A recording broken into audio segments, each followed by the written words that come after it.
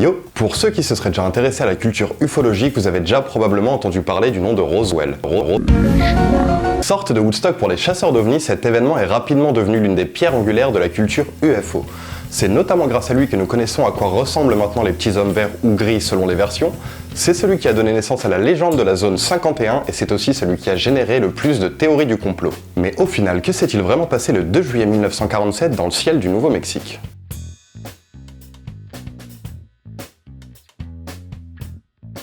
Pour faire bref, une soucoupe volante se serait écrasée sur le ranch de William Brazel, non loin de la petite ville de Roswell dans l'état du Nouveau-Mexique.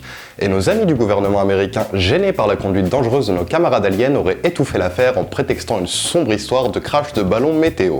Au fil des années, de nombreuses rumeurs, légendes urbaines ou encore canulars sont venus embellir les faits, prétextant que les cadavres des humanoïdes avaient été transportés puis stockés et filmés dans un hangar secret de la zone 51, que les services secrets avaient cherché à étouffer l'affaire et que, comme toute bonne théorie du complot, les preuves étaient juste devant nos yeux depuis le début. Et si on s'intéressait d'un peu plus près à ces preuves pro-ovni ? Le problème en général quand tu mènes une enquête 50 ans après les faits, c'est que les personnes qui étaient adultes à l'époque sont mortes de nos jours. Mais pas refroidis pour autant, nos experts en ovni s'en remettent aux témoignages de leur descendance ou de personnes n'étant pas des témoins de premier plan. Prenons par exemple le cas de Bill Moore, ufologue respecté ayant déjà étudié l'affaire. Dans son livre The Roswell Incident, il affirme avoir publié les 25 meilleurs témoignages parmi les 70 qu'il a recueillis, ce qui naturellement en élimine déjà un paquet. Si l'on rajoute à ça le fait que parmi ces 25 témoignages, seulement 7 d'entre eux viennent de témoins de premier plan et que seulement 5 de ces personnes ont été en contact avec les débris, on se retrouve avec une livre dont la crédibilité est assez bancale. Bancale comme cette histoire d'autopsie d'ailleurs. Si je vous disais que j'avais filmé une sextape avec Scarlett Johansson mais que je ne l'avais pas publiée parce qu'elle avait oublié de me dire de le faire,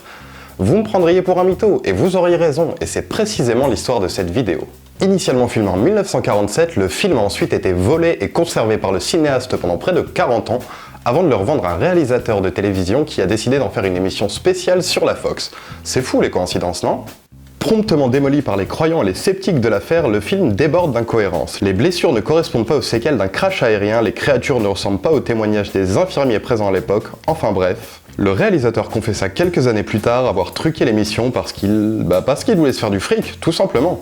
Et de l'argent, Roswell en a généré à foison. Il suffit juste de regarder à quoi ressemble la ville de nos jours pour s'imaginer un mauvais film de SF imaginé par Ed Wood plutôt qu'une cité de campagne lambda. Et même si j'ai du mal à croire à l'histoire du crash de la soucoupe volante ou encore aux secrets gouvernementaux, je continuerai de croire qu'il existe une vie ailleurs et qu'il suffit juste de regarder au bon endroit. C'était Iggy, c'est tout pour moi.